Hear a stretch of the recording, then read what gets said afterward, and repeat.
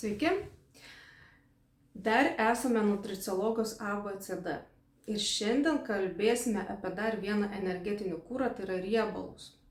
Riebalų sudeginimui organizmui reikia vidutinio fizinio krūvio, tai yra tikrai daug mažiau negu angliavandenius sudeginti reikalaujama, bet reikia žinoti tam tikras riebalų vartojimo taisyklės, jeigu norėtumėt nepakenkti savo kūnui, bet tiekti energiją tikslingai. Tai visi sutarė, iš ties ir Pasaulinė sveikatos organizacija, kad užtenka žmogui per dieną 30% riebalų, daugiau tikrai nereikia, nes jie tada apkrauna mūsų organizmą, sunkiau pradeda dirbti kepenys, nes riebalam suvirškinti reikia lipazės daug, taip pat reikia pagaminti daug tulžies, kuri emulguotų tos riebalus, kur padėtų išskaidyti. Tai tikrai didelis darbas yra kepenim. Ir jeigu, žinoma, perteklius yra riebalų, tai kepenys riebėja, jos nebetlieka pakankamai gerai savo funkcinės detoksikacijos ir, aišku, mus tukina, kas vėlgi atsiliepia mūsų grožiui.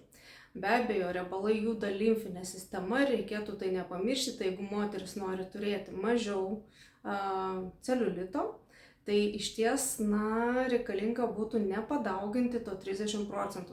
Jeigu kalbėsime apie gramus, tai panašiai žmogui reikėtų nuo 70 iki 80 gramų per dieną gauti riebalų.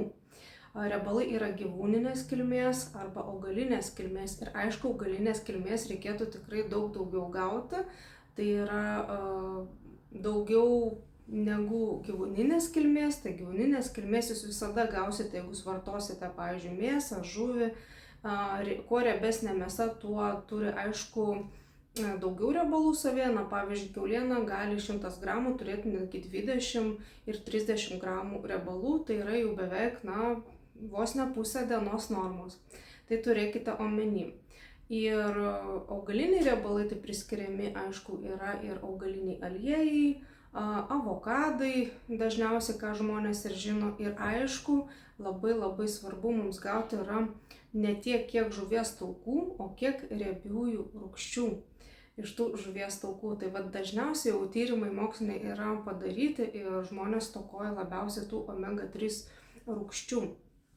Tai aišku, reikėtų rinktis kokybiškas, žaliava turėtų būti išvalyta, nes jeigu jūs, pavyzdžiui, geriat kokius žuvies taukus ir ten yra neišvalyti jie ir dar iš kepenų aliejaus, tai tikrai reikėtų vengti dėl to, kad apkraunat organizmą ir netgi galit pabloginti situaciją.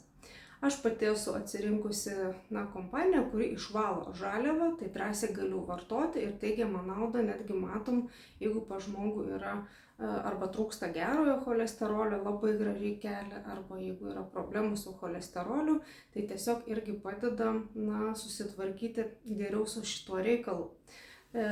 Nuorodas tikrai galėsiu įkelti, jeigu jums patinka, galėsit arba asmeniškai paklausti, arba gal komentarus įkelsiu, tiesiog pagalvosiu, kaip tai padaryti jums patogesniu būdu. Ir aišku, kas turite celiulito, tai labai gerai būtų išskaidyti šitos riebalus, tai irgi yra riebalų absorberiai, tai yra tie, kurie padeda išskaidyti riebalus ir tai padėti netgi namų sąlygom pagerinti situaciją. Bet riebalų tikrai neatsisakykim. Jie yra energetinis kuras ir smegenims, tai jeigu dirbate protinį darbą, smegenys naudoja ne tik gliukozę, bet naudoja ir riebalus. Ir tie riebalai, aišku, turi būti, kaip minėjau, kuo sveikesni, tai omega-3 riebalų rūgštys būtų super ir jums smegenys iš tikrųjų padėkotų, nes joms tai yra geras labai maistas. Aišku, augalinių riebalų jūs dar galite gauti valgant ir riešutus. Nereikėtų padauginti daugiau kaip saują per dieną, tikrai, nes po to per daug jų vėlgi sunku pasidaro kepenim, sunku virškinti, kartais netgi, kaip sako, nušarmina organizmą ir labai netgi sunku yra virškinti.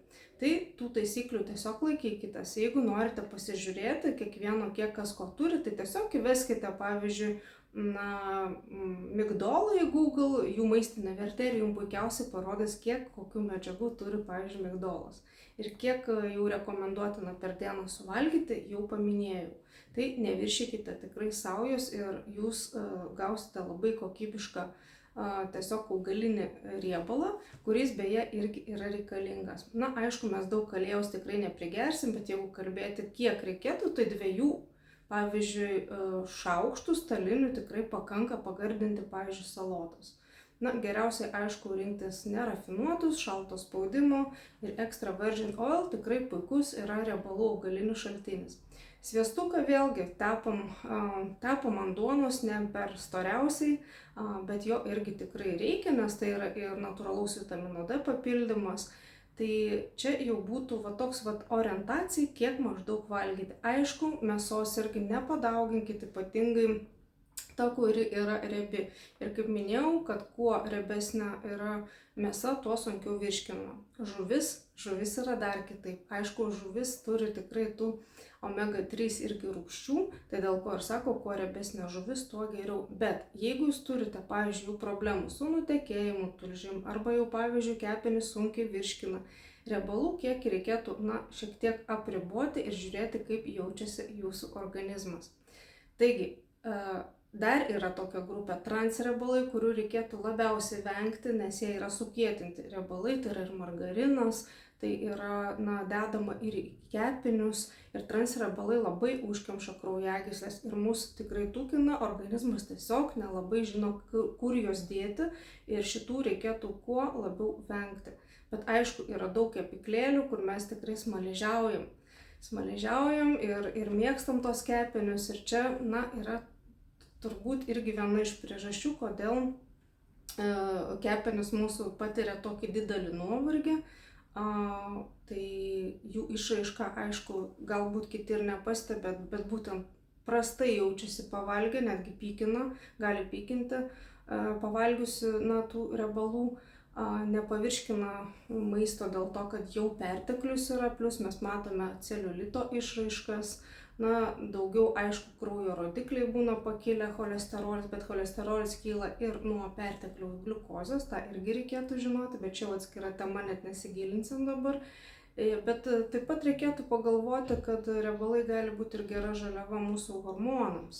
Tai reikėtų tikrai vengti tokių dietų, kur yra nuriebalina viskas. Ta prasme, kad nevartoti tokių dietų kaip keto, nes, pavyzdžiui, keto mityba ne visiems tinka vien dėl tos priežasties, kad kepenim yra didelis krūvis ir netgi būna, kad žmonės ateina jau su priaugintais akmenim. Dėl to, kad tulžys nenuteka, o viskas kaupiasi. Taigi keto dietos irgi ne visiems tinka, turėkite tai omenyje.